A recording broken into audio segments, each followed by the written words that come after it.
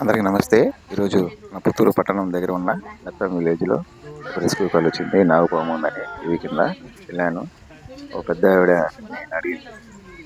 మా మనవడు నాగుపాము మీద బార్లు వేశాడు, ఇల్లు ఎత్తుకుని వచ్చిందని చెప్పారు.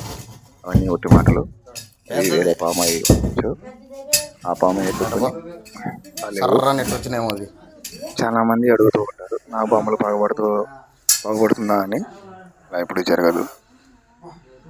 ఈ పాము కూడా మూడోసారి రావడము, 3 నాగుపాములు ఇంటి పక్కనే ఇలా పెట్టడం జరిగింది. నేనైతే సేఫ్గా పట్టుకున్నాను. దూరంగా అడవి ప్రాంతంలో తీసుకెళ్ళి సురక్షితమైన ప్రదేశంలో వదిలిపెట్టేశాను. వెళ్ళిపోయింది. ఫ్రెండ్స్, పాములు అనేది పగబట్టడం అనేది జరగదు. అన్ని ఒట్టి మాటలు. మనుషులు మనమే ఈరోజు జరిగింది రేపు మర్చిపోతూ ఉంటాం.